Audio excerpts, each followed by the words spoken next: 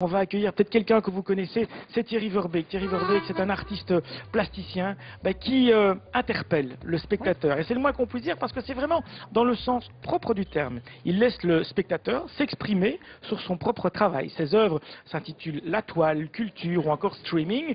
Il a présenté son travail aussi à la collection RCBF. C'était il y a 1 an et demi. On peut aussi voir son œuvre dans la station de métro bruxelloise Belgica. Il est présent dans 2 expositions pour l'instant. L'une au Centre culturel Jacques Franck à Bruxelles, lieu qui fête ses 40 ans d'existence, et puis l'autre au Centre de la gravure et de l'image imprimée de La Louvière. Thierry Verbeek, bonsoir, bienvenue. Merci. On vient de parler de surface, et on va continuer à parler de surface. D'abord un petit mot quand même sur la vie du plasticien, sur l'exposition qui nous entoure ici. Alors je suis assez impressionné parce que c'est vraiment une exposition. Quand on voit les toiles d'envergure internationale, je m'attendais vraiment à ce qu'il y ait moins de toiles, surtout des toiles aussi emblématiques. Donc je viens de voir une partie de l'exposition en vous rejoignant sur le plateau, donc je pense qu'après l'enregistrement, je vais faire un petit tour dans le musée. Parfait. On va tout de suite voir un reportage. Alors on revient à Thierry Verbeek, un reportage chez vous, dans votre atelier, pour découvrir, pour ceux qui ne le connaîtraient pas, votre travail, et puis on en parle juste après. C'est un reportage de Cédric Routier.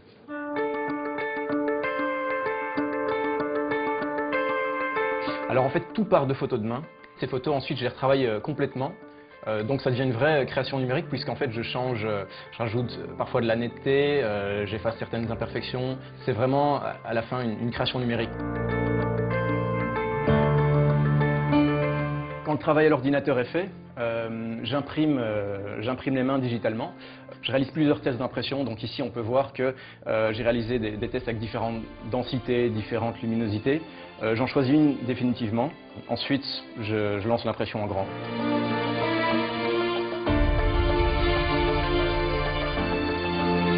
Donc voilà, j'obtiens ceci, donc ceci que j'ai déjà découpé, qui est l'image finale. Et c'est une image que je vais venir contre-coller à l'arrière du plexiglas miroir. Le travail parle des nouveaux médias et notre rapport aux nouveaux médias est généré par les écrans. Donc chaque fois qu'on est en contact avec ces médias, le numérique c'est derrière un écran. Et donc ici ce que je trouve intéressant, c'est que l'image soit finalement derrière la plaque de plexiglas, comme si c'était un écran en fait.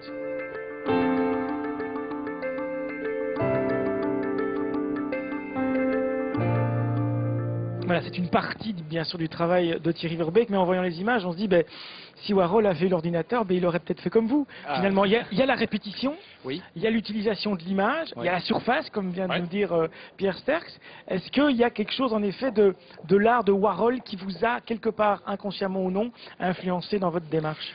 Alors oui, puisque à la base ma formation c'est une formation de graphiste et donc j'ai été directement très sensible en fait au travail de Warhol et c'est le chemin par lequel j'ai commencé à m'intéresser beaucoup plus à l'art en général. C'est grâce au pop art, grâce à Warhol.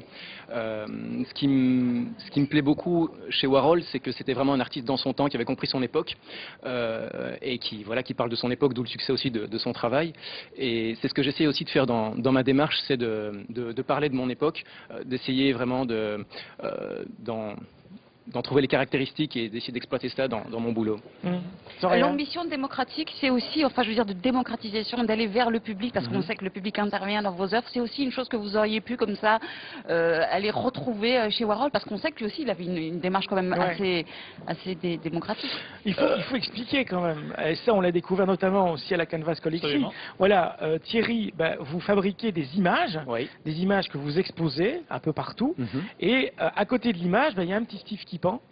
Le spectateur peut s'emparer de ce petit Steve et dessiner directement sur le support que vous lui offrez. Échanger l'œuvre, intervenir dans l'œuvre. Absolument, donc il intervient sur l'œuvre, ce qui fait aussi que chaque endroit, chaque lieu où l'œuvre est exposée, le résultat sera différent en fin de compte, et donc c'est pour ça que j'expose dans les lieux publics aussi, parce que là en fait, contrairement au musée, les gens n'ont pas peur de toucher le travail ni même d'écrire dessus, alors que dans les musées, les institutions... c'est interdit. Voilà, c'est carrément interdit, mais c'est ce que je trouve intéressant aussi, c'est de renverser ça et de leur permettre... Ici, vous avez un beau procès, je pense. Ici, il vaut mieux pas essayer, à mon avis. Ouais. Mais c'est une forme de désacralisation de l'œuvre d'art? Oui, absolument. L'art, en fait, actuellement, est vraiment, j'ai l'impression, tout à fait désacralisé, de par aussi notamment les techniques utilisées. Il ne faut plus être nécessairement un technicien hors pair pour réaliser une œuvre. Et donc, moi, ce qui me semble intéressant dans cette direction-là, c'est vraiment d'établir un rapport de proximité avec le public. Ouais, une toute dernière question, Oui. parce qu'on se pose la question avec Warhol aussi. Est-ce que reproduire de l'art, est-ce que chaque fois, est-ce qu'on reproduit une œuvre d'art? Quel est le statut de l'œuvre d'art? Vous, par exemple, quand vous offrez aux spectateurs l'opportunité de dessiner sur votre support, alors l'œuvre d'art, c'est quoi? C'est l'œuvre du début, c'est l'œuvre de la fin, ce sont les photos qu'on prend quand on voit les gens intervenir sur votre travail. Elle est où l'œuvre d'art là-dedans? Pour moi, c'est l'expérience. Ouais. Donc l'expérience unique que chaque spectateur C'est comme une aura. performance, quoi. Oui, voilà. Et pour moi, c'est l'art, il est là, il est vraiment dans le lien, dans le rapport qu'on va avoir avec la personne, enfin dans lequel mon travail va établir un lien avec la personne.